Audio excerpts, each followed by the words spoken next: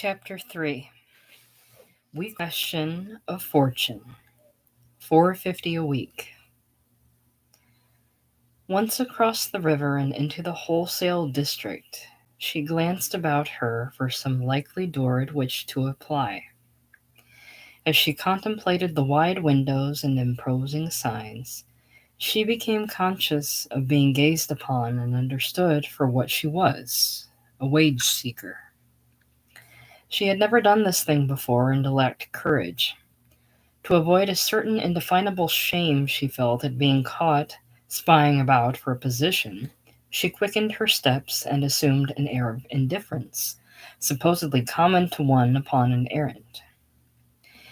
In this way she passed many manufacturing and wholesale houses without once glancing in.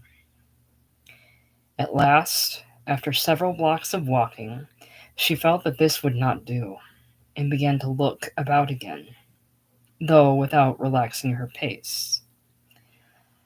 A little way on she saw a great door, which for some reason attracted her attention.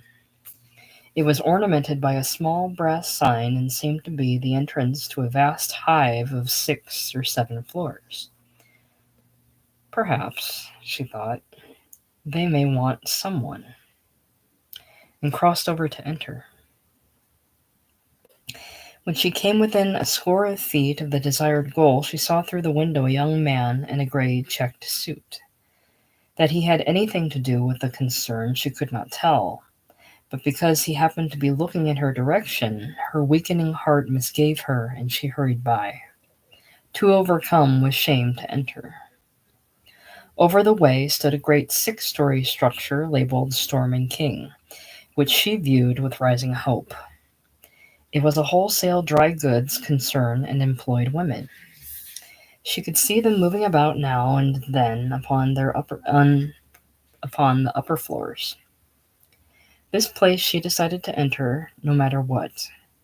She crossed over and walked directly toward the entrance. As she did so, 2 men came out and paused in the door. A telegraph messenger in blue dashed past her and up the few steps that led to the entrance and disappeared. Several pedestrians out of the hurrying throng which filled the sidewalks passed about her as she paused, hesitating.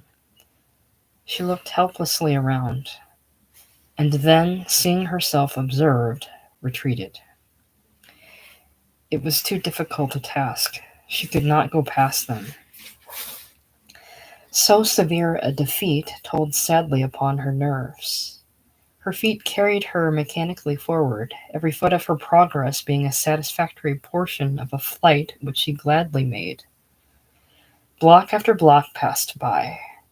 Upon street lamps at the various corners she read names such as Madison, Monroe, LaSalle, Clark, Dearborn, State, and still she went, her feet beginning to tire upon the broad stone flagging.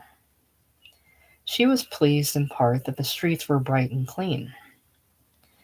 The morning sun, shining down with steadily increasing warmth, made the shady side of the streets pleasantly cool. She looked at the blue sky overhead with more realization of its charm than had ever come to her before.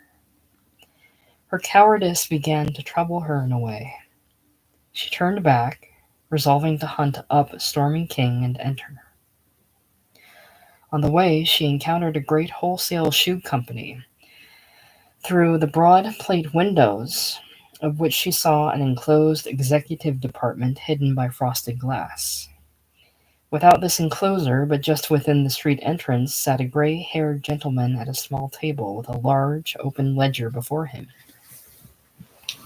She walked by this institution several times, hesitating, but finding herself unobserved, faltered past the screen door and stood humbly waiting. "Well, young lady," observed the old gentleman, looking at her somewhat kindly, "what is it you wish?" "I am that is, do you need any help?" she stammered. "Not just at present," he answered, smiling, "not just at present. Come in sometime next week. Occasionally we need someone." She received the answer in silence and backed awkwardly out. The pleasant nature of her reception rather astonished her. She had expected that it would be more difficult, that something cold and harsh would be said, she knew not what. That she had not been put to shame and made to feel her unfortunate position seemed remarkable.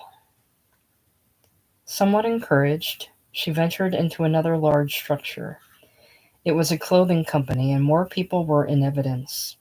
Well-dressed men of 40 and more, surrounded by brass railings.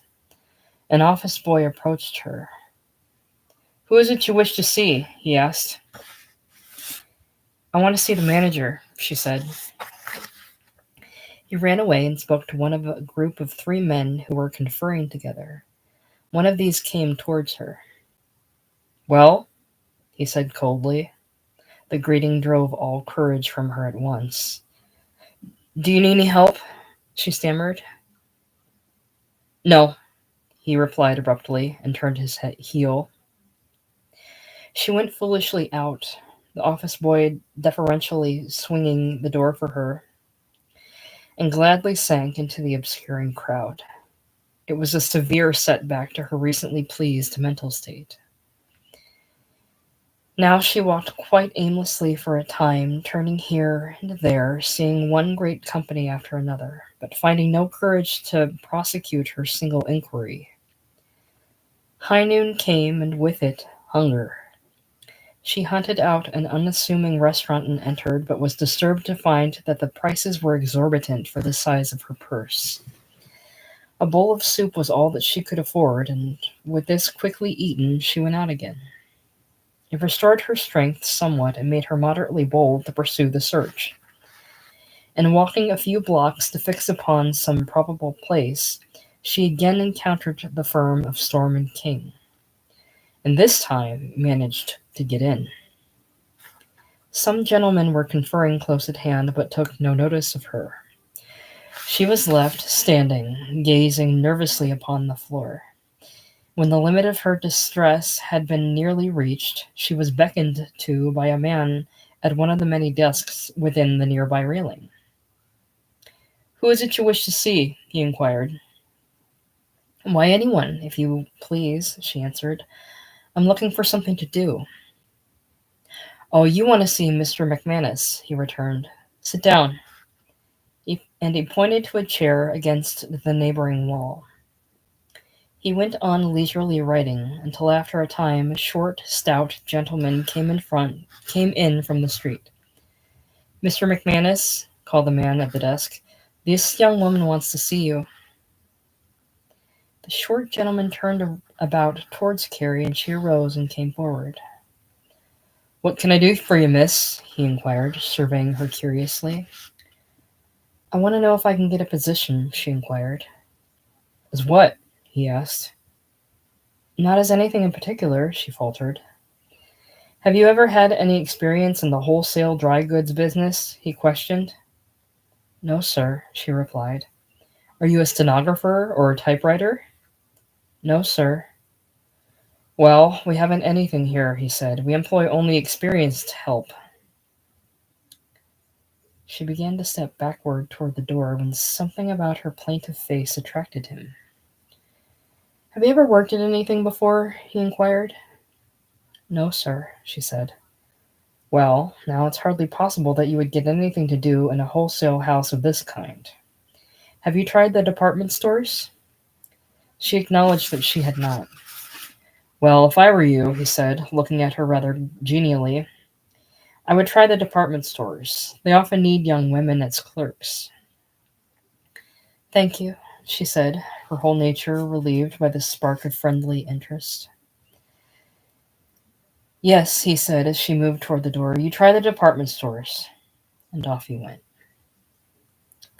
At that time the department store was in its earliest form of successful operation, and there were not many. The first 3 in the United States, established about 1884, were in Chicago. Carrie was familiar with the names of several through the advertisements in the daily news, and now proceeded to seek them. The words of Mr. McManus had somehow managed to restore her courage, which had fallen low, and she dared to hope that this new line would offer her something. Some time she spent in wandering up and down, thinking she could enter the buildings by chance, so readily is the mind, bent upon prosecuting a hard but needful errand, eased by that self-deception which the semblance of search, without the reality, gives. At last she inquired of a police officer, and was directed to proceed 2 blocks up, where she would find the fair. The nature of these vast retail combinations, should they ever permanently disappear, will form an interesting chapter in the commercial history of our nation. Such a flowering out of a modest trade principle the world had never witnessed up to that time. They were along the line of the most effective retail organization, with hundreds of stores coordinated into one and laid out upon the most imposing and economic basis. They were handsome, bustling, successful affairs, with a host of clerks and a swarm of patrons. Carrie passed along the busy aisles, much affected by the remarkable displays of trinkets, dress goods, stationery, and jewelry. Each separate counter was a show place of dazzling interest and attraction. She could not help feeling the claim of each trinket invaluable upon her personally, and yet she did not stop. There was nothing there which she could not have used, nothing which she did not long to own. The dainty slippers and stockings, the delicately frilled skirts and petticoats, the laces, ribbons, hair combs, purses, all touched her with individual desire, and she felt keenly the fact that not any of these things were in the range of her purchase. She was a work seeker, an outcast without employment, one whom the average employee could tell at a glance was poor and in need of a situation. It must not be thought that any one could have mistaken her for a nervous, sensitive, high-strung nature, cast unduly upon a cold, calculating, and unpoetic world. Such certainty she was not. But women are peculiarly sensitive to their adornment. Not only did Carrie feel the drag of desire for all which was new and pleasing in apparel for women, but she noticed, too, with a touch at the heart, the fine ladies who elbowed and ignored her, brushing past in utter disregard of her presence, themselves eagerly enlisted in the materials which the store contained. Carrie was not familiar with the appearance of her more fortunate sisters of the city. Neither had she before known the nature and appearance of the shop girls with whom she now compared poorly. They were pretty, in the main, some even handsome, with an air of independence and indifference which added, in the case of the more favored, a certain piquancy. Their clothes were neat, in many instances fine, and wherever she encountered the eye of one, it was only to recognize in it a keen analysis of her own position, her individual shortcomings of dress, and that shadow of manner which she thought must hang about her and make clear to all who and what she was. A flame of envy lighted in her heart. She realized in a dim way how much the city held: wealth, fashion, ease, every adornment for women, and she longed for dress and beauty with a whole heart. On the second floor were the managerial offices, to which after some inquiry she was now directed. There she found other girls ahead of her, applicants like herself, but with more of that self-satisfied and independent air which experience of the city lends.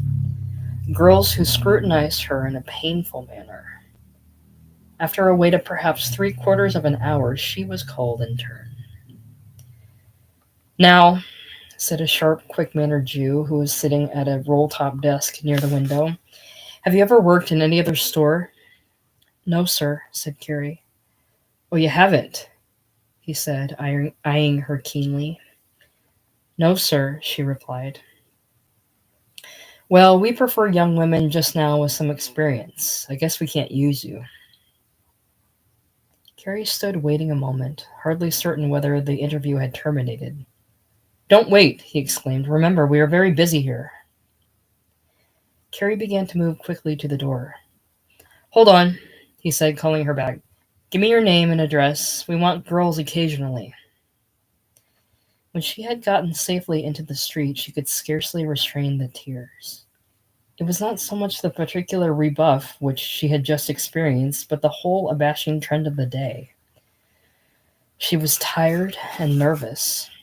She abandoned the thought of appealing to the other department stores and now wandered on, feeling a certain safety and relief in mingling with the crowd.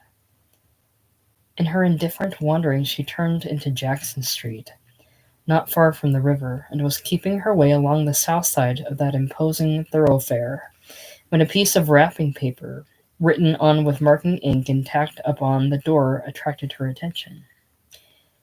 It read, "Girls wanted, wrappers and stitchers." She hesitated a moment, then entered.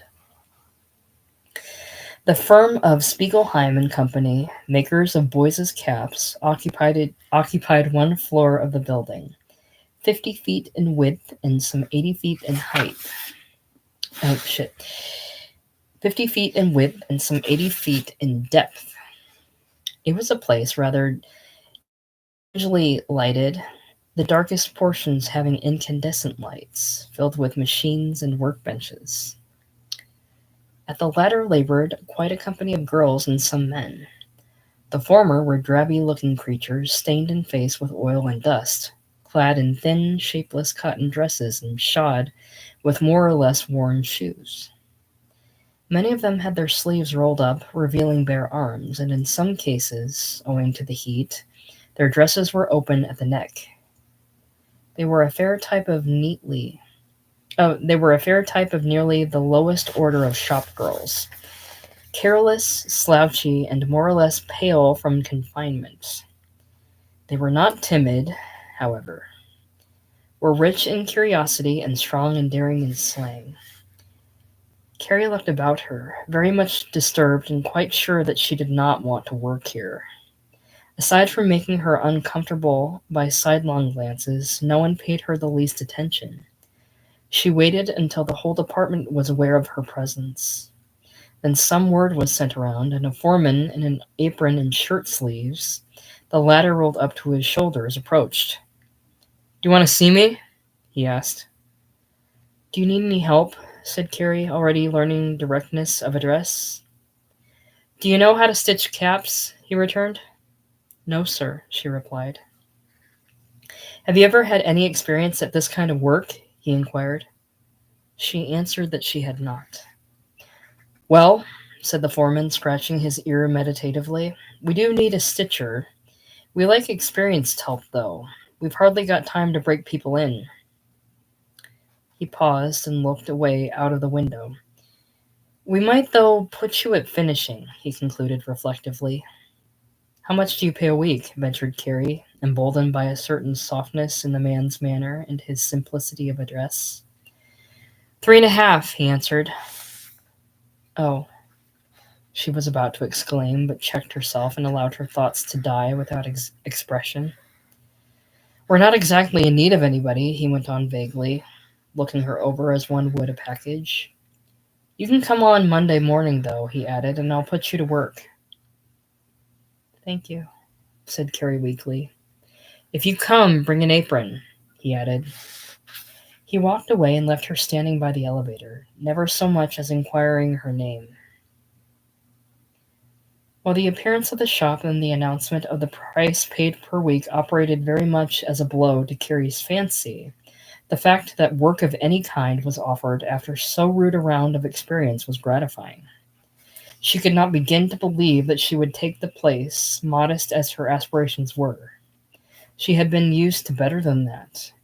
Her mere experience in the free out-of-door life of the country caused her nature to revolt at such confinement. Dirt had never been her share.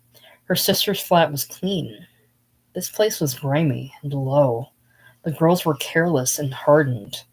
They must be bad-minded and hearted, she imagined. Still, a place had been offered her. Surely Chicago was not so bad if she could find one place in one day. She might find another and better later. Her subsequent experiences were not of a reassuring nature, however. From all the more pleasing or imposing places she was turned away abruptly with the most chilling formality. In others, where she applied only the experience were required, she met with painful rebuffs, the most trying of which had been in a manufacturing cloak-house, where she had gone to the fourth floor to inquire.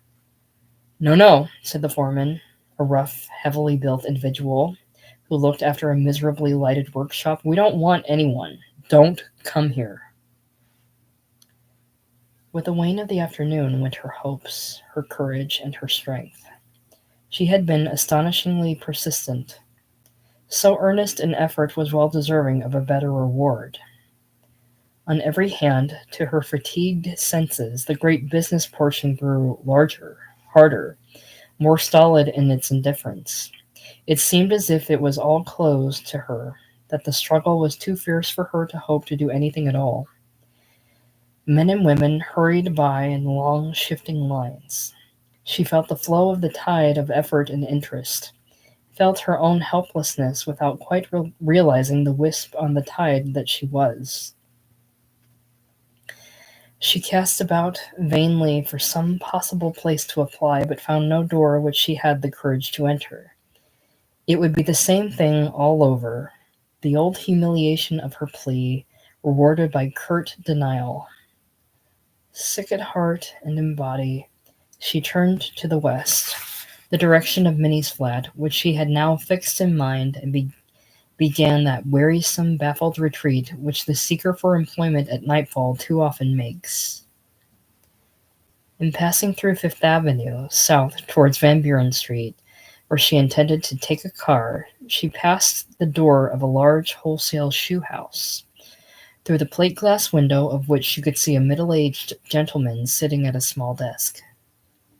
One of those forlorn impulses which often grow out of a fixed sense of defeat, the last sprouting of a baffled and uprooted growth of ideas, seized upon her. She walked deliberately through the door and up to the gentleman, who looked at her weary face with partially awakened interest. He said, "Can you give me something to do?" said Carrie. "No, I really don't know," he said kindly. "What kind of work is it you want? You're not a typewriter, are you?" "Oh, no," answered Carrie. "Well, we only employ bookkeepers and typewriters here. You might go around to the side and inquire upstairs. They did want some help upstairs a few days ago. Ask for Mr. Brown." She hastened around to the side entrance and was taken up by the elevator to the fourth floor. "Call Mr. Brown, Willie," said the elevator man to a boy nearby. "Call Mr. Brown, Willie," said the elevator man to a boy nearby. Willie went off and presently returned with information that Mr. Brown said she should sit down and that he would be around in a little while. It was a portion of the stockroom which gave no idea of the general character of the place, and Carrie could form no opinion of the nature of the work. "So you want something to do," said Mr. Brown, after he inquired concerning the nature of her errand. "Have you ever been employed in a shoe factory before?" "No, sir," said Carrie. "What is your name?" he inquired. And being informed, "Well, I don't know as I have anything for you. Would you work for 4.5 a week?"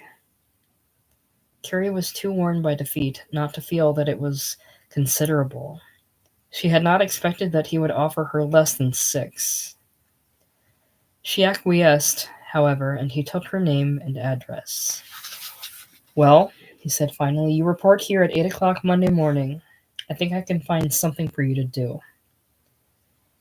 He left her revived by the possibilities, sure that she had found something at last. Instantly the blood crept warmly over her body. Her nervous tension relaxed. She walked out into the busy street and discovered a new atmosphere. Behold, the throng was moving with a lightsome step. She noticed that men and women were smiling. Scraps of conversation and notes of laughter floated to her. The air was light. People were already pouring out of the buildings, their labor ended for the day.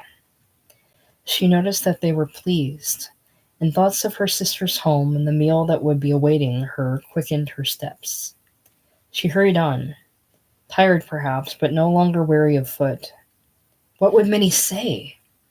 Ah, the long winter in Chicago, the lights, the crowd, the amusement.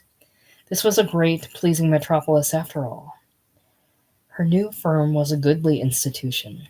Its windows were of huge plate glass. She could probably do well there. Thoughts of Drouet returned, of the things he had told her. She now felt that life was better, that it was livelier, sprightlier. She boarded a car in the best of spirits, feeling her blood still flowing pleasantly. She would live in Chicago, her mind kept saying to herself. She would have a better time than she had ever had before. She would be happy.